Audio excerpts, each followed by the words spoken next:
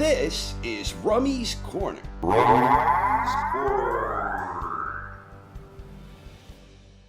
This past Saturday night at the MGM Grand in Las Vegas, Nevada, in a bout that was televised in the US by the relatively new powerhouse streaming app service known as The Zone, Canelo Alvarez made his 175-pound debut when he moved up to challenge WBO light heavyweight world champion Sergey Kovalev.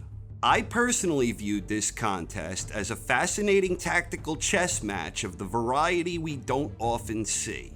I thought Canelo and Kovalev were both poised, patient, and exhibiting high ring IQs. I believe the efforts from both guys reflected smart strategies. Kovalev was conserving energy and not overcommitting where he'd be vulnerable to counters, and Canelo was minimizing any would-be incoming damage while methodically breaking Kovalev down and tiring him out. They both fought smart, and Canelo turned up the heat exactly when he needed to. At the end of the night, Canelo scored an impressive 11th round knockout when he landed a booming left hook and immediately followed it up with a crushing right hand. Kovalev was down and he was out. The fight was over. With the victory, Canelo Alvarez had become the new WBO light heavyweight world champion, which now puts Canelo in exclusive company with the rare distinction of being a 4-division world champion.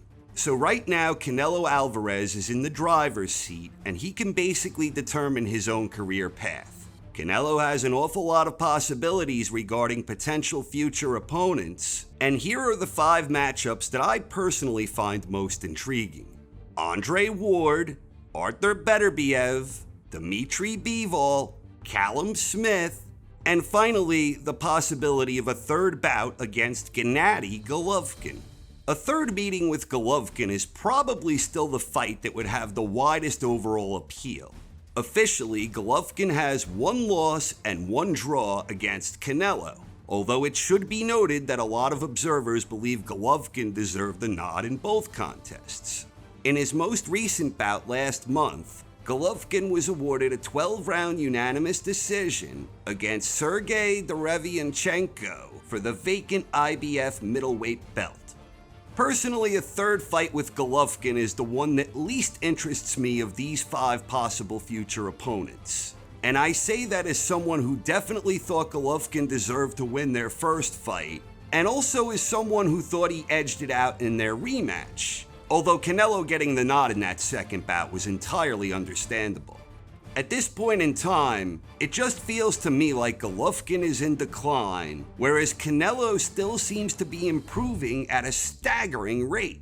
Beyond that, I'm not sure if Canelo will even ever be able to make 160 again, and any fights against Golovkin north of 160 would only amplify the fact that Canelo is improving as Gennady gets older. For that reason, I'd much prefer to see Canelo square off against WBA super middleweight champion Callum Smith.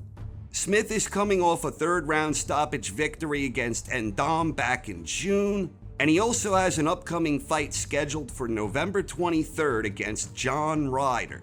Provided Smith is victorious against Ryder, then a bout between Canelo and Smith would be a most promising prospect.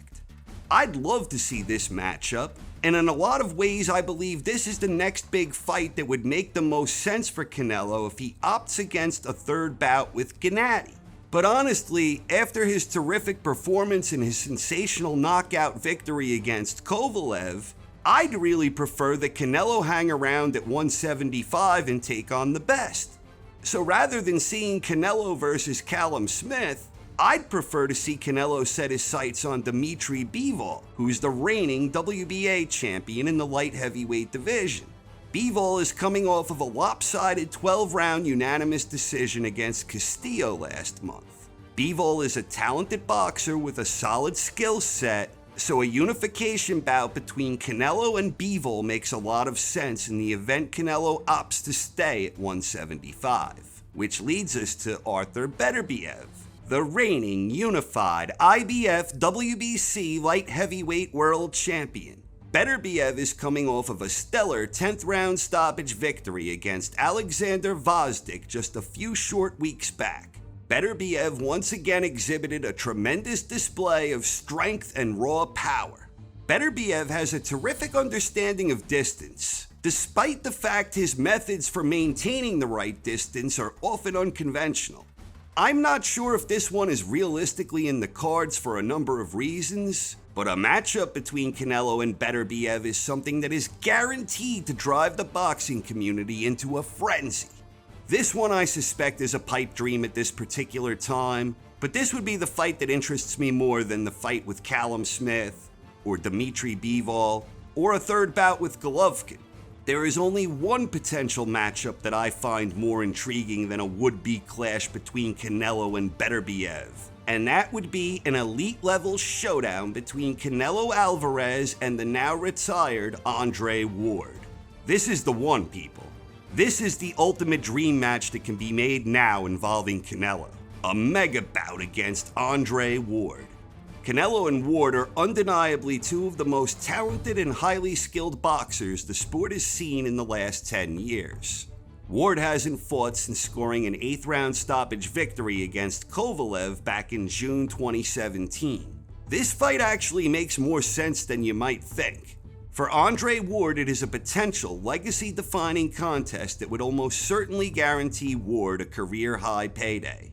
For Canelo Alvarez, Ward represents the most skilled and intelligent opponent he could possibly face at this point in time. It's a mighty risky proposition for Canelo, but Canelo has always been a warrior who has never shied away from the big risks. And Ward is another warrior who consistently sought to face the best of the best. I believe a bout between Canelo Alvarez and Andre Ward would provide boxing purists with a real treat of elite-level mastery of the sweet science. Is it in the cards? One can only hope. So who will Canelo fight next? I'm not sure if it will necessarily be one of those five, because like I said, Canelo has a ton of options right now, and he is in the driver's seat. It's possible, for instance, that he may wind up fighting someone like Jean Pascal. But whoever Canelo faces next, I have to believe that at least one of these five names, one of these guys will be on Canelo's bigger picture radar sometime next year. Time will tell. But I, for one, was mighty impressed with Canelo's victory against Kovalev. Canelo has certainly come a long way since suffering his only career defeat against Floyd Mayweather more than 6 years ago. Canelo's ring IQ and his ability to remain calm under fire are two of his surest assets that no one can deny. And whatever he does next, Canelo has reached the stage where he is must-watch boxing for any boxing fan in the world. So who do you think Canelo will face next? And who do you think he should face next? Please share your thoughts in the comments section. Thanks for watching, everyone. Hope you enjoyed, and have a wonderful night. This is Rummy's Corner.